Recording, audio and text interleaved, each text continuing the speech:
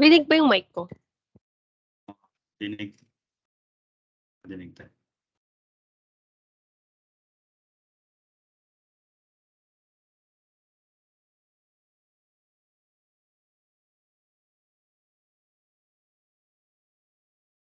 Right. Good afternoon, everyone. We are the Group 3, and we will present the CAO-1-2019, also known as the Post-Clearance Audit and Prior Disclosure Program. Introduction. This order implements the post-clearance audit functions of the Bureau found in Section 1000 to Section 1006, Title, and B, other related provisions of the Republic Act number 10863, other known as the CMTA or the Customs Modernization and Tariff Act. Next, please.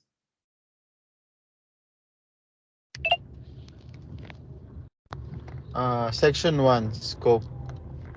This order covers the post-clearance audit of all records required to be kept by all importers, beneficial or true owners of imported goods, customs brokers, agents, and locators as provided for Section 1003A, B, and C, Title 10 of the CMTA, and the prior disclosure program as a compliance and revenue measures.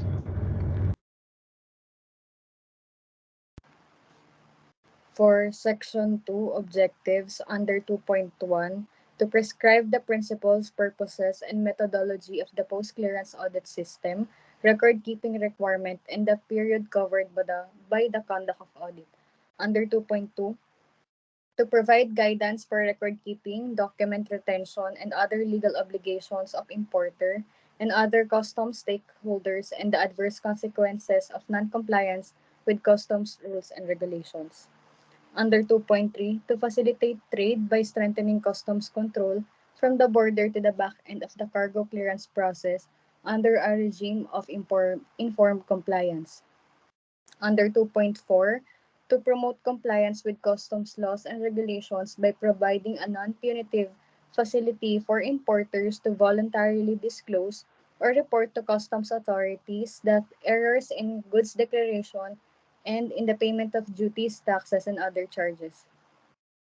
2.5, to provide a clear set of policies and guidelines in the applications and availment of the PDP. And lastly, 2.6, to generate additional customs revenues with least administrative costs to both the government and the importer.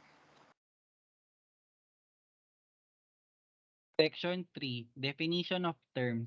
For purposes of the CAO, the following terms are defined as follows. 3.1, Customs Broker shall refer to any person who is a bona fide holder of a valid certificate of registration or professional identification card issued by the Professional Regulatory Board and Professional Regulation Commission pursuant to Republic Act number 9280 as amended, otherwise known as the Customs Brokers Act of 2004. 3.2, Customs Clearance shall refer to the completion of customs and other government formalities necessary to allow goods to enter for consumption, warehousing, transit, or transshipment, or to be exported or placed under another customs procedure under the following customs regimes.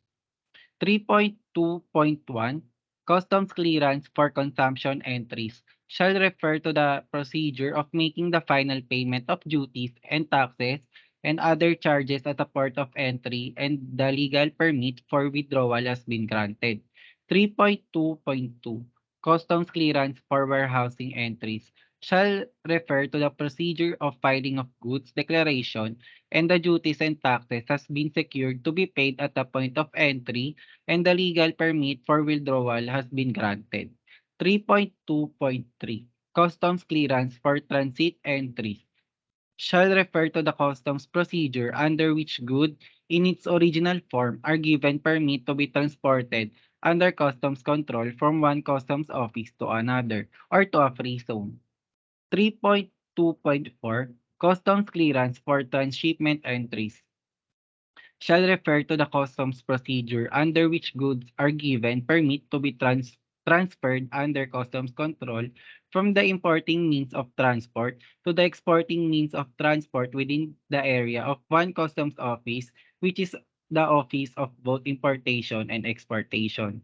3.3 Fraud shall refer to the commission or omission of any act resulting in material false statements such as but not limited to the submission of false or altered documents in connection with any importation knowingly, voluntarily, and intentionally done to reduce the taxes and duties paid or to avoid compliance with government regulations related to the entry of regulated, prohibited, or restricted goods into Philippines customs territory through misdeclaration, misclassification, or undervaluation. 3.4 Free zone shall refer to the special economic zones registered with the Philippine Economic Zone Authority or PEZA under Republic Act Number 7916 as amended, duly chartered or legislated special economic zones and free ports such as Clark Free Zone, Poro Point Free Port Zone, John Hay Special Economic Zone, and Subic Bay Free Port Zone under Republic Act Number 7227 as amended by Republic Act number 9400, the Aurora Special Economic Zone under Republic Act number 9490 as amended the Cagayan Special Economic Zone and Freeport under our Republic Act number 7922, the Zamboanga City Special Economic Zone under Republic Act number 7903, the Freeport area of Bataan under Republic Act numbers 9728, and such other freeport as established or may be created by law. 3.5 shall refer to the following. 3.5.1 Importer of record or consignee, owner or declarant or a party who, letter A, import goods into the Philippines or withdraws admitted goods from the free zones into the customs territory for consumption or warehousing. Files a claim for refund or drawback or transport or store such goods carried or held under security or B. Knowingly causes the importation or transportation or storage of imported goods referred to above or the filing of refund or drawback claim. 3.5.2 A person ordering imported goods from a local importer or supplier in a domestic transaction if, letter A, the person placing the order controls the material terms and conditions of the importation.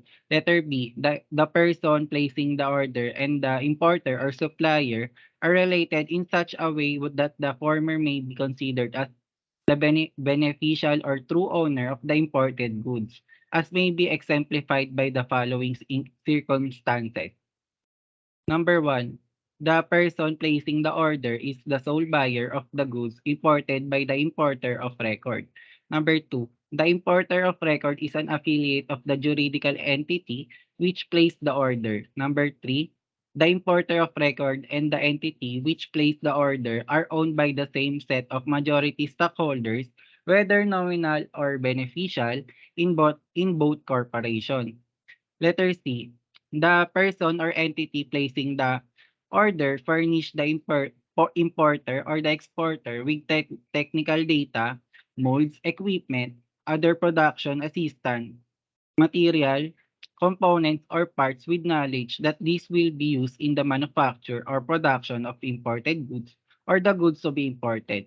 3.5.3 A person whose activities require the filing of a goods declaration, or 3.5.4, an agent of the importer as described in section 3.5.1 of this CAO. 3.6 Inadvertent error shall refer to a mechanical, electronic, or clerical error committed unintentionally by the importer and occurred notwithstanding the maintenance of internal controls necessary to avoid such errors. Inadvertent error are as used in the CAO amounts to simple negligence. 3.7 Locators shall refer to the two persons authorized to bring imported goods into free zones such as the special economic zones and free ports. 3.8 misclassification shall refer to the use of insufficient or wrong descriptions of the goods or the use of erroneous tariff headings resulting in deficiency between the duty and tax that should have been paid and the duty and tax actually paid and or to avoid compliance with government regulation related to the entry of regulated, prohibited, or restricted goods into Philippines customs territory.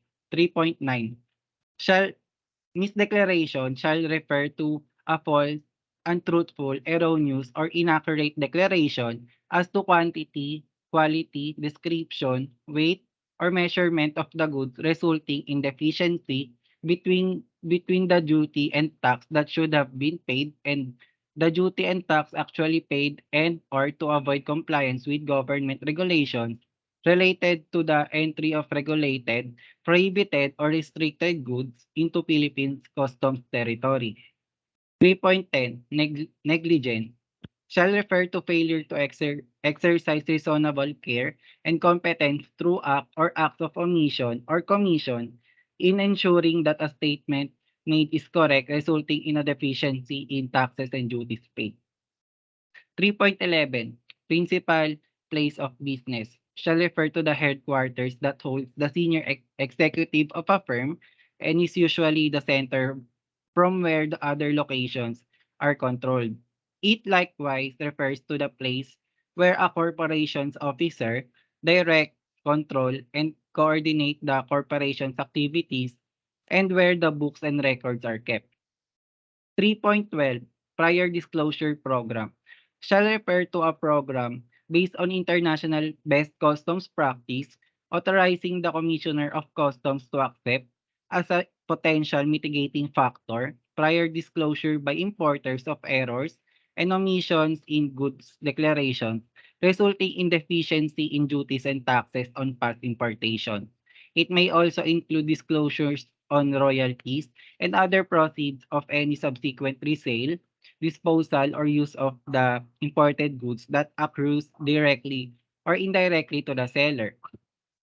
3.13 Post-Clearance Audit Group or PCAG shall refer to an office created under Executive Order Number 160 S 2003 as amended by Executive Order Number 46 S 2017 mandated to conduct audit of importers, locators, and all parties engaged in customs clearance and processing.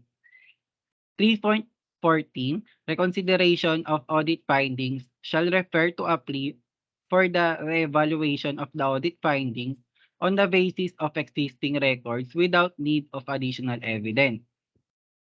It may involve both a question of fact or of law or both.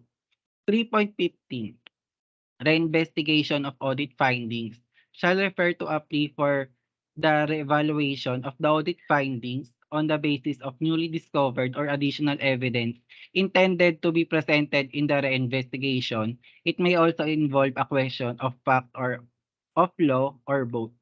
3.16 undervaluation shall refer to situation when the declared value fails to disclose in full the price actually paid or payable or any dutiable adjustment to the price actually paid or payable or when an incorrect valuation method is used or the valuation rules are not properly observed, resulting in a discrepancy in duty and tax to be paid between what is legally determined as the correct value against the declared value.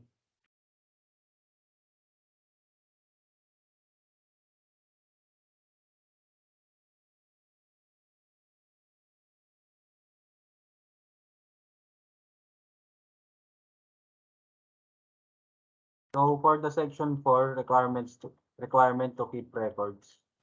4.1 Audit and examination of records. 4.1.1 Within 3 years from the date of final payment of duties and taxes or customs clearance, as the case may be, the Bureau may conduct an audit, examination, inspection, verification, and investigation of records pertaining to any goods declaration, which shall include statements, declaration, documents, and electronically generated or machine-readable data. For the purpose of ascertaining the correctness of the goods declaration and determining the liability of the importer for duties, taxes, and other charges, including any fine or penalty. 4.1.2 The period of limitation. In the absence of fraud and when the goods have been finally assessed and released, the assessment shall be conclusive upon all parties 3 years from the date of final payment of duties and taxes, or upon completion of post-clearance audit. 4.2 Entities required to maintain and keep records. 4.2.1 The importers. All importers, including those mentioned in the definition of importers, insofar as the application of post-clearance audit and Section 1005, Title 10 of the CMTA are concerned, are required to maintain and keep all records of their importations, books of accounts, business and computer systems, and all customs commercial data, including payment records. 4.2.2 Customs brokers and other parties. All customs brokers and other parties engaged in customs clearance and processing are required to keep manual and or electronic copies of the records covering transactions that they handle. Should electronic copies of records be maintained, the record keeping must be compliant with the applicable laws, rules, and regulations on electronic data. For 4.2.3, the locators. Locators are required to keep records of all transactions and activities relating to the admission and withdrawal of goods from the free zone into customs territory. 4.3 Purposes of keeping records. The records shall be kept for the following purposes. 4.3.1 To confirm the truthfulness and accuracy of the goods declaration and the transaction value of the imported goods. 4.3.2 To check the adequacy and integrity of the manual or electronic system or systems by which the required records are filed, maintained, and stored, whether specific transaction-based or account-based. 4.3.3 To determine the level of compliance of importers, customs brokers, locators, and other parties required to keep records herein with laws and regulations which are enforced by the Bureau, whether or not such regulations were issued by the Bureau. And 4.3.4 To serve as basis for the imposition of sanctions for non-compliance or record keeping and non-compliance of regulatory obligations of the importers and other entities required to keep records, subject to applicable laws, rules, and regulations. 4.4 Period and place to keep records. Importers, as defined herein and in Section 1003 of the CMTA, are required to keep all records pertaining to the ordinary course of business and to any activities or information contained in the records required by the CAO and by the CMTA at the principal place of business for the period of 3 years from the date of final payment of duties and taxes or customs clearance, whichever is later, as the case may be. All parties engaged in customs clearance and processing, as well as locators or persons authorized to bring imported goods into free zones, are required to keep records related to such customs clearance and process at their principal place of business for a period of 3 years from the date of filing of the goods declaration. 4.5 Records required to be kept. Following records or their equivalent document are required to be kept for the purpose of post-clearance audit. 4.5.1 Documents on the entity, organization, and structure, which includes A. Articles of incorporation, articles of partnership, registration certificate of registration certificate with the Department of Trade and Industry, and the like. Letter B, list of incorporators, stockholders, partners, board of directors, and owners. Letter C, organizational structure. D, management and key personnel involved in import processing, including authorized declarants and their specimen signatures. Letter E, capital composition. F, stock and transfer book. G, general information sheet. H, information on the parent company, subsidiaries and affiliates and their capital composition. Letter I, list of exporters or suppliers and nature of relationship with importer pursuant to Section 701, subsection C, Chapter 1, Title 7 of CMTA. Letter J, audited financial statements and tax returns for income tax, withholding tax, value-added taxes, excise taxes, documentary stamp tax, and capital gains tax. Letter K, general contracts and agreements with regular or principal suppliers. Letter L, company profile history and description of operations. Letter M, relevant board resolutions, and letter N, permits and licenses. 4.5.2, documentation on orders and purchases, which includes letter A, sales and other related agreements in whatever form, including those covering distribution, royalty agency, warranty, terms of payment, and the like. Letter B, correspondence or communication relating to the import transaction in whatever form, including purchase orders, vouchers, confirmations, pro forma invoices, acknowledgement receipts, notices, advisories, and the like. And C, production description of specification such as brochures, manuals, catalogs, pamphlets, flyers, literatures. 4.5.3, documentation on shipping, importation, exportation, and transport, which includes letter A, goods declaration and proofs of payment of duties and taxes. B, commercial invoices, non-commercial invoices, and/or consignments agreements. C, import and/or export licenses or permits. D, bills of lading, master airway bills, house airway bills, and/or consolidator bills of lading. Letter E, shipping instructions and/or freight forwarders instructions. F, certificate of origin, certificates of eligibility, certificates of inspection and loading, and/or certificates of identification. Letter G, freight and insurance contracts. Letter H, packing lists.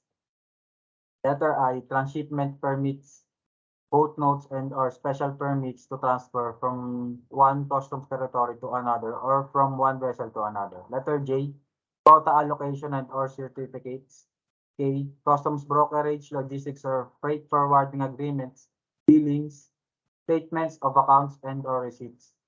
Letter L, receipts for arrastre charges, cargo handling and storage fees. Letter M, short ship and/or bad order reports, and goods tally records or its equivalent. Letter O, letter of credit and application for letter of credit. Letter P, offshore monetary transactions or remittances advice. Letter Q, credit card transactions. Letter R, telegraphic money transfers. S, evidence of payments by any other means, including information detailing non-cash compensation transactions. T, permit to operate customs bonded warehouses, customs facilities, and warehouses and free zones. U, formula of conversion and or manufacturing. V, list of monthly importable materials and/or quota. W, list of imported purchases. X, summary of export or local sales. Y, summary of liquidated and unliquidated entries. Z, list of subcontractors. Double A, list of inventory. Double B, production report. And double C, evidence of incentives enjoyed by the Board of Investment, registered importers, and free zone locators. 4.1.4 Documentation on manufacturing, stock, and resale, which includes A. Inward goods register or recipient's journal. B. Stock register or inventory record. C. Production record. D. Costing record. E. Purchases book. And F. Sales book. 4.5.5 Financial documents such as financial statements and other accounting information, which includes A. Cash receipts and disbursement books. B. Subsidiary ledgers or accounts payable and accounts receivable. C. Check records and D. Bank reconciliation records. 4.5.6 Charts and codes of accounts, general and subsidiary ledgers, general journal, accounting instruction manuals, and system and program documentation that describes the accounting system used by the importer. And 4.5.7, whenever applicable, information or records as described in sections 4.5.1 to 4.5.6 of this order that are electronically recorded or stored. Next, please.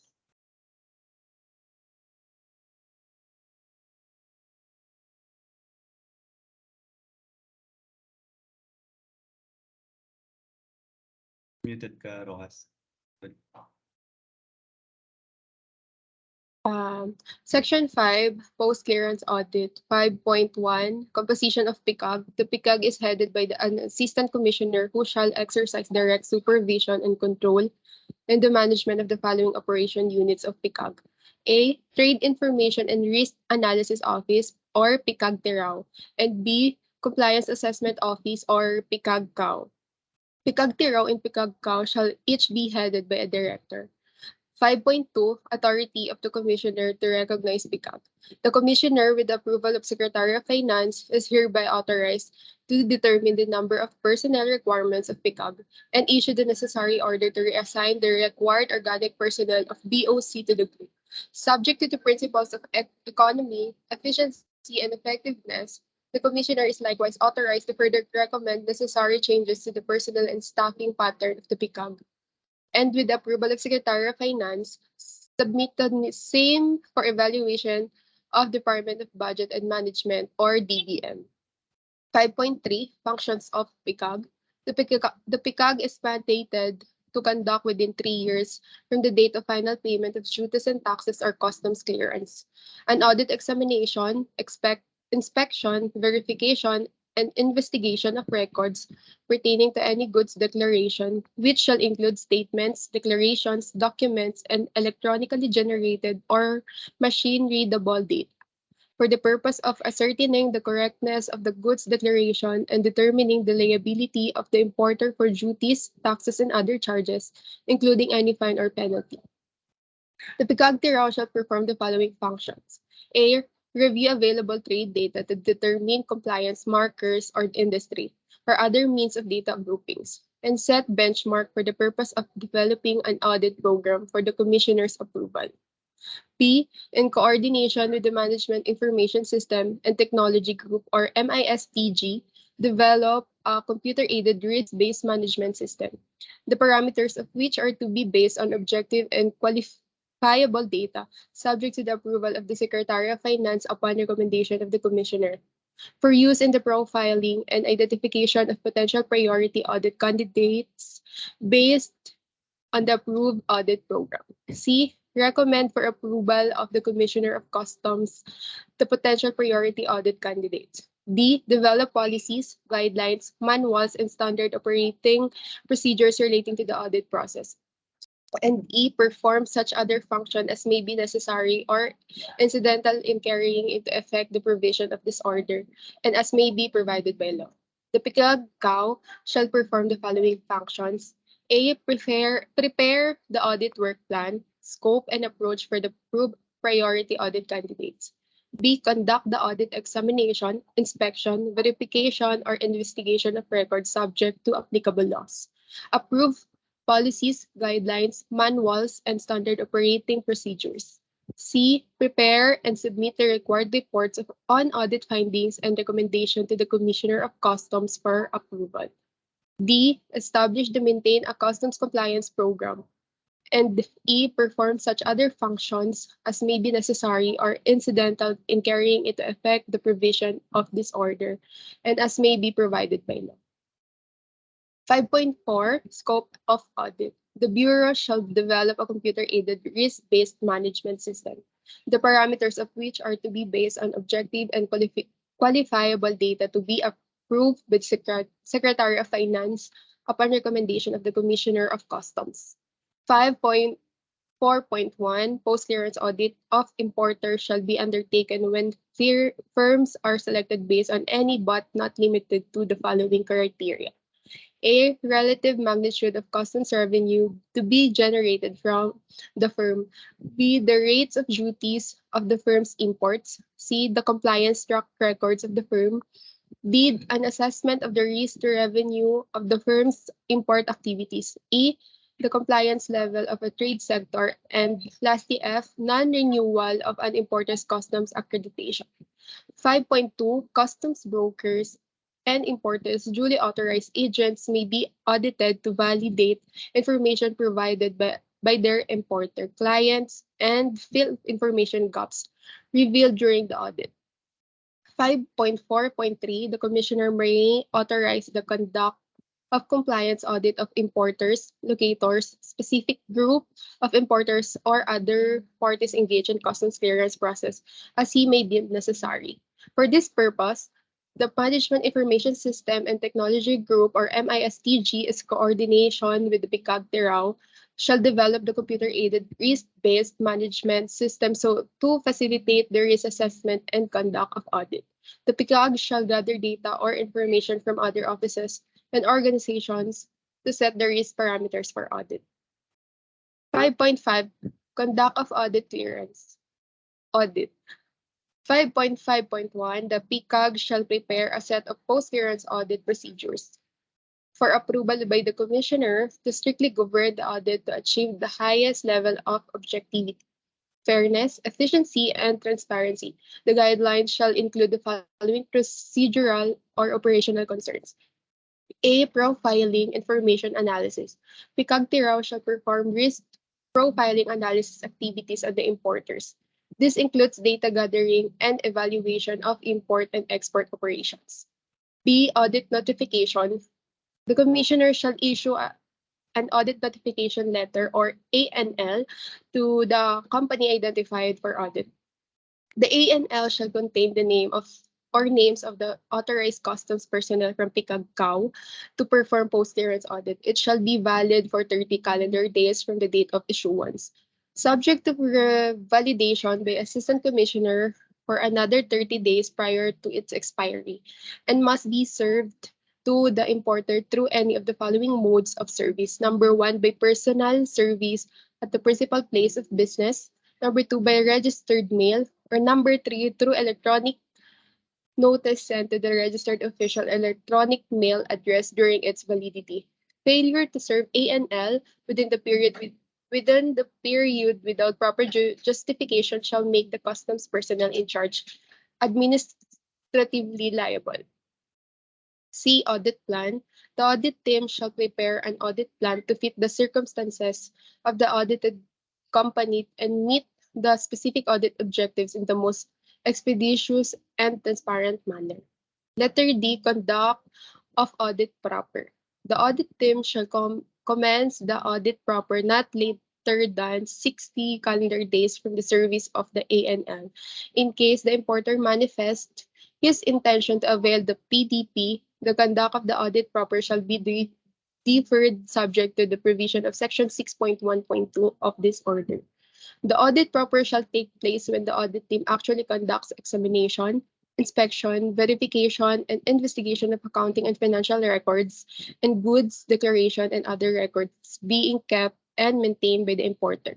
The audit team may require the presentation of the original of the certified true copies of documents submitted for verification of its authenticity. A copy of any document certified by or on behalf of the importer is admissible in evidence in all courts as if it were original copy.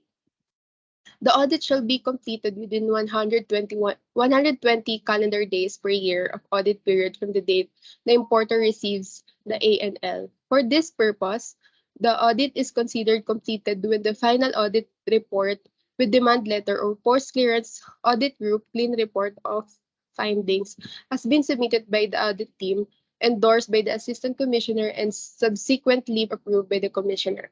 The issuance of PICAG CRF shall be deemed as proof that the importer or entity subject of audit has been found to have no deficiency in duties, taxes, and other charges, and that the importer compliant with the obligation to keep records as required by law.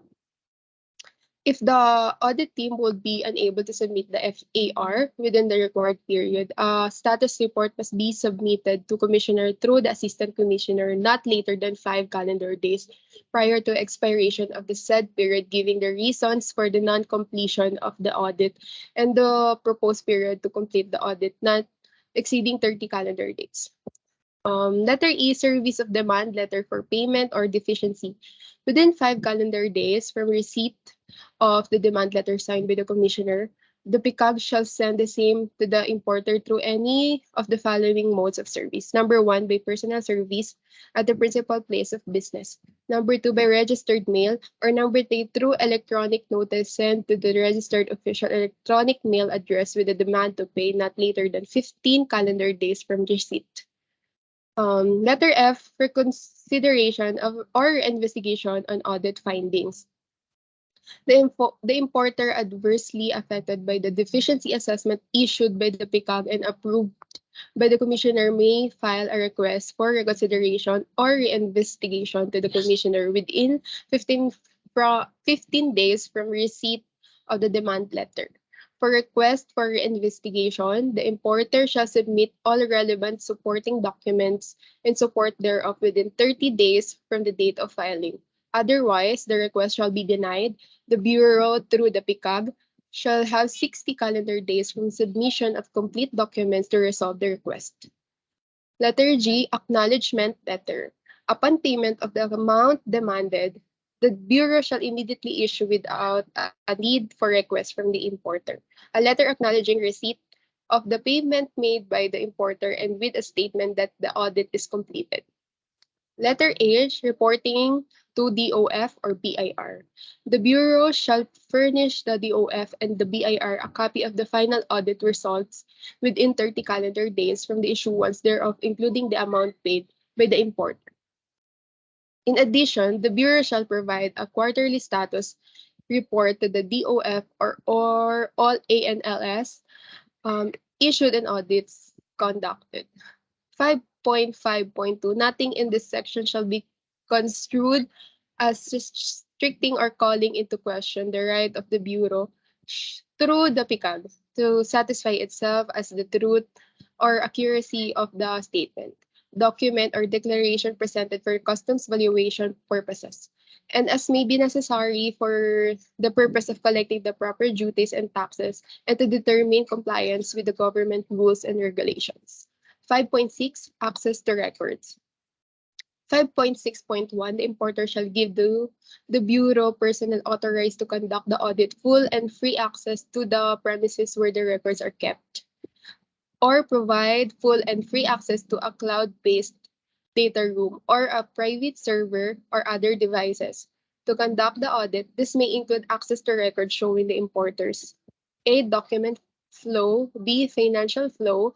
C, goods inventory. And letter D, the other business process necessary or relevant in determining the adequacy and integrity of the manual of electronic system or systems by which such records are created and stored, and compliance with laws, rules, and regulations, particularly in relation to customs valuation, tariff classification, country of origin, and compliance with regulatory requirements with the end in the view of collecting the proper duties and taxes. Customs brokers and the importer's duly authorized agents acting on behalf of the importers at any stage of the customs clearance process are likewise required to give authorized Bureau personnel under PICAG full and free access to records covering transactions for purposes of validation and to fill information gaps revealed during the audit of their importer clients. In addition, the authorized customs officer may require the importer and customs broker to submit certified copies of any such documents or extract thereof. 5.6.2, the customs officer shall present written evidence of his authority. The person in charge of the premises must provide the officer with all reasonable facilities and assistance for the effective exercise of the officer's authority under this section.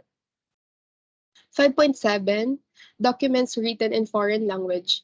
Where a document in a foreign language is presented to a customs officer in relation to the carrying out of any duty or the exercise of any power of the Bureau of Customs, said document must be accompanied with a translation in English, certified correct under oath by a translator accredited by the Department of Foreign Affairs or by the relevant foreign embassy or consular office. 5.8, power of the commissioner to obtain information and issue summons. For the effective implementation of the post-clearance audit function of the Bureau, the Commissioner is hereby authorized to 5.81.1 obtain on a regular basis from any person. In addition to the person who is subject or a post-clearance audit or investigation or from any office of the officer of the national and local governments, government agencies and instrumentalities including the BSP and GOCCs and information such as cost and volume of production, receipts or sales or gross income or taxpayers. And the names, addresses, and financial statements of corporation, regional operating headquarters or multinational companies, joint accounts, associations, joint ventures or consortia, and registered partnerships and their members whose business operations or activities are directly or indirectly involved in importation or exportation of imported goods of products manufactured from imported components materials. 5.8.2, summon the person liable for duties and taxes or required to file goods declaration, or any officer or employee of such person, or any person having possession, custody, or care of the books of accounts and other accounting records containing entries relating to the business of the person liable for duties and taxes, or any other person to appear before the commissioner of the duly authorized representative at a time and place specified in the summons and to the produce such books, papers, records, or other data and to give testimony. 5.8.3, take such testimony of the person concerned under oath as may be relevant or material to such inquiry. Or lastly, 5.8.4, obtain information from banks or other financial institutions on commercial documents and records of pertaining specifically to payments relevant to import transactions. To the provision of the foregoing paragraphs, notwithstanding, nothing in this section shall be construed granting the commissioner the authority to inquire into bank, deposit, or person or entities mentioned in this order. Next, please.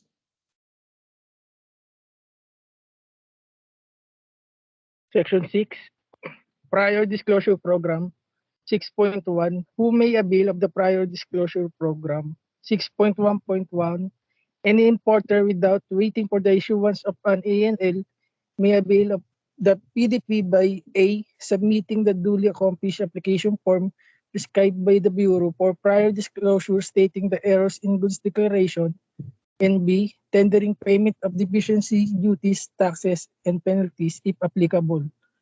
6.1.2, any importer who has received an ANL may still avail the PDP by submitting the duly accomplished application form prescribed by the Bureau for prior disclosure stating the error in goods declaration and tendering payment of the deficiency duties, taxes, and penalties within a period of 90 calendar days from the receipt of the ANL.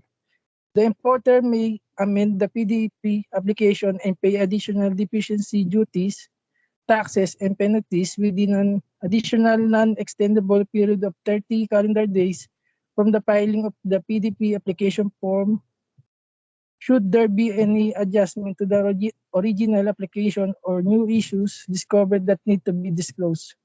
6.2, exclusion from the PDP. The following shall not be qualified for the PDP. 6.2.1 Goods declaration, which are the subject of pending cases with any customs office. 6.2.2 Goods declaration, which are covered by cases already filed and pending in court. And 6.2.3 Goods declaration involving fraud as defined under section 10.3.2 of this order. 6.3 Effects of PDP. Instead of the penalties provided in section 10.3.1, the following penalties shall be imposed on approved application form for PTB in conformity with section 104 and 108 of the CMTA. 6.3.1 For a PDP applicant who has not yet received an ANL, payment of the deficiency and duties and taxes due plus legal interest as provided in section 7. 6.3.2 For a PDP application was received an ANL and availed of the program pursuant to section 6.1.2, payment of the deficiency in duties and taxes due plus a penalty of 10% of the basic deficiency and legal interest as provided in section 7. Or 6.3.3 For a PDP applicant who has made disclosure on royalties and other proceeds of any subsequent resale, disposal, or use of the imported goods that accrues directly or indirectly to the seller, or on any subsequent adjustment to the price paid or payable, payment of the deficiency in duties and taxes due without penalty and interest provided the applicant files for PDP within 30 calendar days from the date of payment or accrual of subsequent proceed to the seller directly or indirectly, or from the date the adjustment to the price paid or payable is made. Upon failure to pay within 30 calendar days, the disclosure shall be subject to section 6.3.1 or 6.3.2 of this order. 6.4 Verification and action on the application of PDP. 6.4.1 The PCAG shall verify the completeness of the PDP application form, including payment made and other supporting documents. Failure to comply with the necessary documentation shall result in the non-acceptance or disapproval of the application. 6.4.2 The audit team shall then verify the accuracy of the deficiency duties and tax computation and determine if all errors are fully disclosed.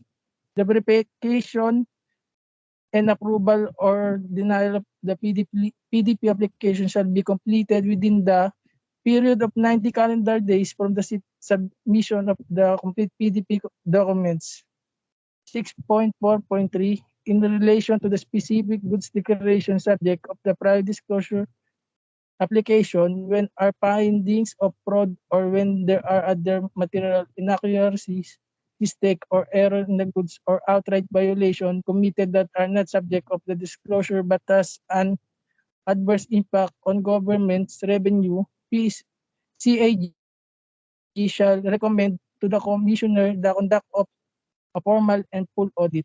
6.4.4 In all cases, the tender of payment shall be accepted by the Bureau to be applied to the deficiencies in duties and taxes, including penalties, interest, fines, or subcharge as voluntary disclosed regardless of whether the prior disclosure application is approved or denied by the Commissioner.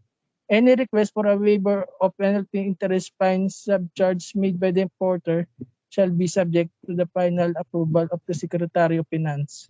Next. Section 7. Interest on deficiencies, duties, taxes, and other charges, plus fines or penalty. An interest of 20% per annum counted from the date of final assessment as provided under Section 429 of the CMTA shall be imposed on 7.1 prior disclosure program availment, 7.2 deficiency, duties, taxes, and other charges, 7.3 fine or penalty, if any. Next. Section 8, remedies of the importer. The request for reconsideration or reinvestigation is denied by the Commissioner as provided in Section 5.5.1 subsection F. In whole or in part, the importer may appeal such denial to the Court of Tax Appeals within 30 days from the receipt of the adverse ruling or decision of the Commissioner.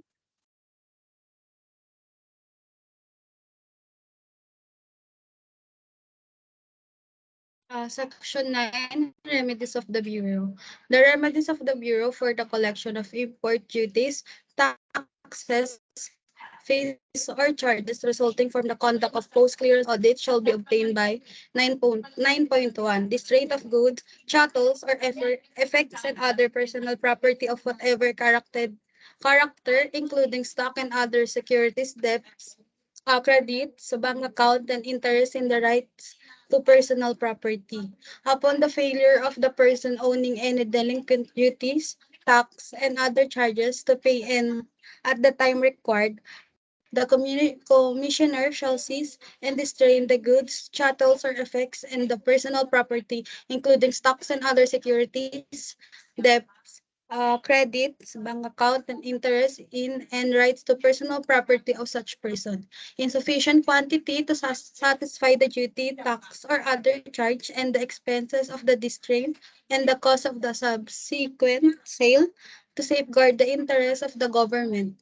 The commissioner may place under constructive distraint the property of delinquent importer who, in the opinion of the commissioner, is retiring from any business subject to duty and tax, or is intending to leave the Philippines, or to remove the property therefrom, or to hide or conceal the property, uh, or to perform any act tending to obstruct the proceeding for collecting the duty and tax due or which may be due.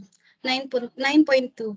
Levy upon real property and interest in right to real property. After the expiration of the period within which to pay the duty, tax, and other charges as prescribed in this section, real property may be levied upon before, simultaneously, or after the distraint of personal property belonging to the importer. To this end, the commissioner or the duly authorized representative shall prepare an authentic certificate showing the name of the importer and the amount of the duties and tax and other penalties due. The certificate shall operate with the force of a legal execute through the Philippines. 9.3. The civil or criminal action. Any or all of these remedies may be pursued at the discretion of the Bureau, provided that the remedies of this rate and levy shall not be allowed when the amount of duties and tax, excluding interest and penalties, involved is not more than 10,000 pesos. The Bureau shall advance the amount needed to defray costs of collections by means or civil or criminal action which shall be included in the budget of the office of the commissioner, including the preservation or transportation of personal property, distraint, and the advertisement and sale thereof, as well as of real property and improvement thereon. Next po.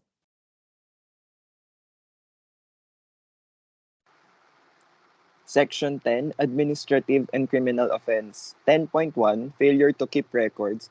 The following penalties are imposable to those who fail to keep and maintain the prescribed records. 10.1.1, Suspension or cancellation of accreditation as importer or broker with the Bureau.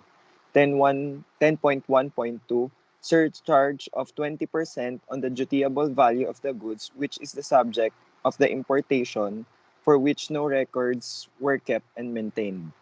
10.1.3, hold delivery or release of subsequent imported articles to answer for the fine and any revised assessment. 10.1.4, criminal prosecution punishable with the imprisonment of less than 3 years and 1 day but not more than 6 years and or a fine of 1 million pesos. 10.1.5, waiver of the right to consent the result of the audit based on records kept by the Bureau. 10.2 Failure or refusal to give full and free access. The following penalties are imposable to those who deny and authorize customs officers full and free access to the records required to be kept and maintained.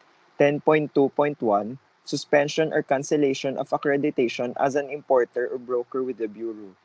10.2.2 Punishment for contempt for contumacy or for refusal to provide access from the proper court having criminal jurisdiction over the matter. 10.2.3 Reassessment of the importation subject of audit, the declared transaction value being presumed inaccurate, applying therein the correct valuation method, tariff classification, quantity, and/or country of origin as applicable based on available data. 10.2.4 Surcharge of 20% on the dutiable value of the goods which is the subject of the importation for which no records were kept and maintained. 10.2.5 Hold delivery or release of subsequent imported articles to answer for the fine and any revised assessment. And 10.2.6 Criminal prosecution punishable with the imprisonment of not less than 3 years and 1 day but not more than 6 years and or a fine of 1 million pesos. 10.3 Failure to pay correct duties and taxes on imported goods. Any person who, after being subjected to post-clearance audit and examination, is found to have incurred deficiencies in duties and taxes paid for imported goods shall be penalized according to 2 degrees culpability, subject to any mitigating, aggravating, or extraordinary factors that are clearly established by available evidence as described hereunder. 10.3.1 Negligence. When a deficiency results from an offender's failure through an act or acts of omission or commission to exercise reasonable care and competence in ensuring that a statement made is correct, the offender shall be charged for committing negligence and, if found guilty, shall be penalized with a fine equivalent to 125% of the revenue loss, provided that subject to Section 108, Chapter 2, Title 1 of the CMTA, a penalty of 25% of the revenue loss shall be imposed of an inadvertent error amounting to simple negligence. 10.3.2 Fraud. When the material false statement or act in connection with the transaction was committed or omitted knowingly, voluntarily, and intentionally as established by clear and convincing evidence, the offender who is charged for committing fraud and is found guilty thereof shall be penalized with a fine equivalent to 6 times of the revenue loss and or imprisonment of not less than 2 years but not more than 8 years.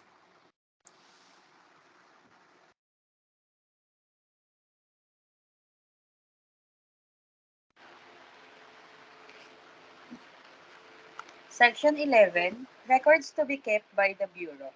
The PCAG shall keep a database of importer and customs broker profiles which shall include a record of audit results and the following information and papers. 11.1 Articles of Incorporation. 11.2 The company structure, which shall include but not limited to 11.2.1 Incorporators and Board of Directors, 11.2.2 Key Officer, 11.2.3 Organizational Structure, 11.3 Key Importations, 11.4 Importation Privileges Enjoyed, 11.5 Records of Violations and Penalties, 11.5.1 Infringements Committed, 11.5.2 Instances of Prohibited Importation, 11.5.3 Instances of Smuggling, 11.5.4 Instances of Technical Smuggling, A. Misdeclaration, B. Misclassification, C. Undervaluation, 11.6 Risk Categories, 11.7 Audit Results, and 11.8 Other information and documents from the various offices of the Bureau that may be necessary in order to facilitate the conduct of post-clearance audit.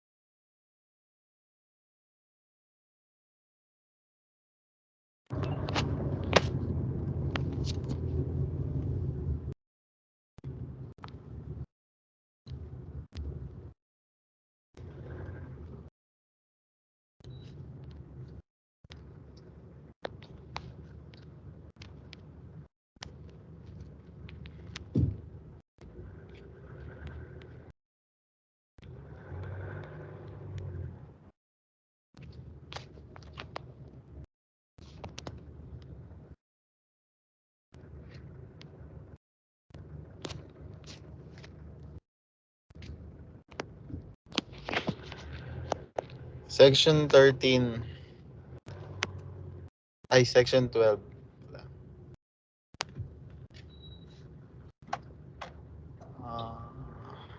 Audit, monitoring, and record keeping.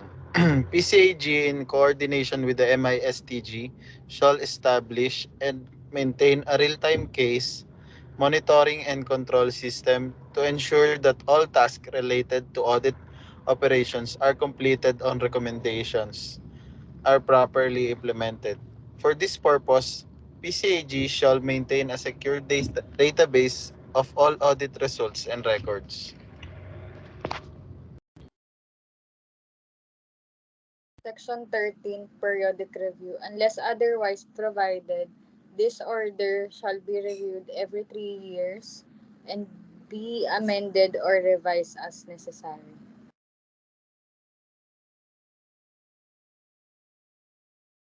Section 14, Turnover of Record. The DOF FIAIU Financial Analytics and Intelligence Unit, formerly known as DOF FIU or Fiscal Intelligence Unit, shall turn over all files and documents, including any pending post-clearance audits, to the BOC PCAG.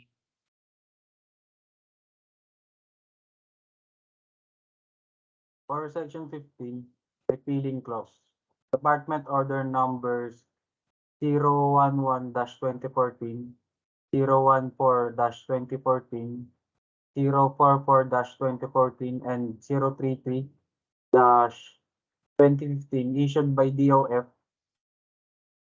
CAO numbers 02-99, 05-2001, 04-2002, 05-2007, 03-2015, and all other orders, memoranda, circulars, or parts thereof, which are inconsistent with this order, are hereby deemed repealed and or modified accordingly.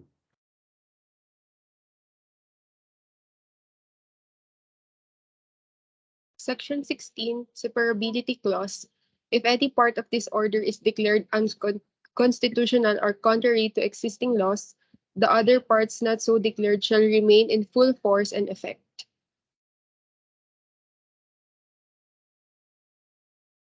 Section 17, Effectivity. This order shall take effect 30 calendar days after its publication at the Official Gazette or a newspaper of national circulation. The Office of National Administrative Register or ONAR of the UP Law Center shall be provided 3 certified copies of this order.